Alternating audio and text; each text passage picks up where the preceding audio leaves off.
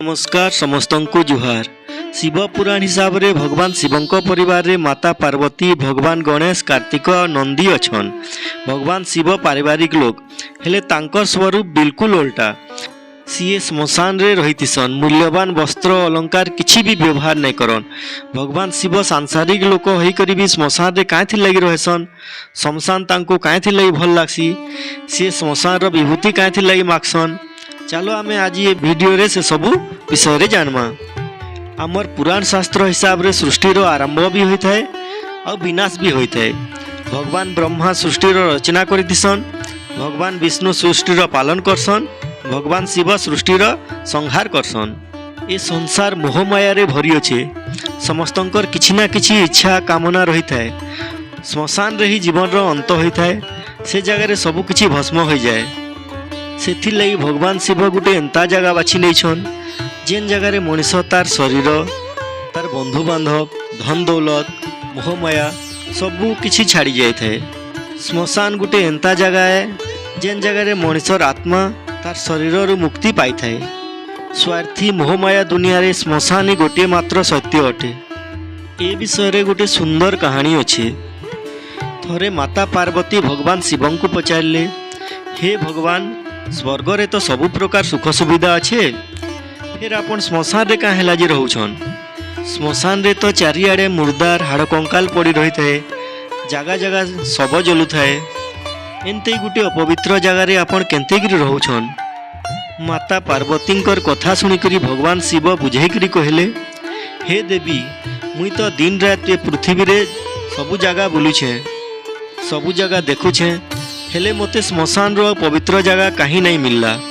सेथिर लगी सबु जगह नु श्मशान रे ही मोते रहबार के भल लागसी। श्मशान गुटे अपवित्र जगह नुहे, इटा गुटे पुण्यस्थली है। ए जगह रे ही मनीष मोहमाया रू मुक्ति पाई थे, तार आत्मा शरीर रू मुक्ति पाई थे। सेथिर लगी श्मशान मोर प्रिय जगह अटे। हे देवी, आउ गुटे कारण हैला मोर छड़ा आउ केही भी भूत पेतन मान को संभाली नहीं पारन। सेथिर लगी मुई श्मशान रे रही करी भूत पेतन मान संसार के रक्षा करिथाए। संसारर हित लगी सबु भूत पेतन मान को मुई निजर आयते रखी थाए। एबे बुझी पारिथिबो मुई श्मशान रे काहे लाजे रहेसी। आउ भी जदि किसी जानबार अच्छे बेले पचरे पार।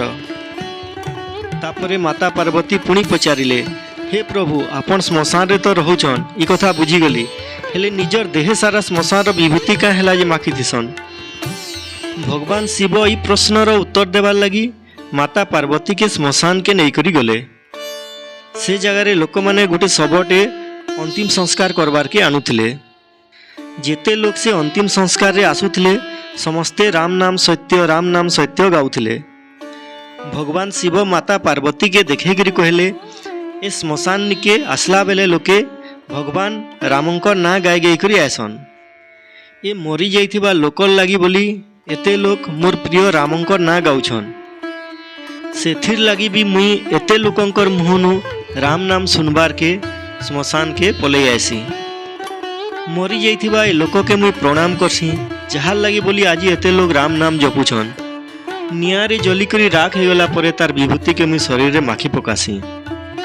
आशा करुछे महादेव कर ए कथा सुनी करी आपण मानकर मन के निश्चय खुशी लागिथिबा। आज एतिकी रहली। वीडियोटा जदि भल लागला बेले लाइक और शेयर करूँ जे बाकी लोग भी देखी पारबे। धन्यवाद।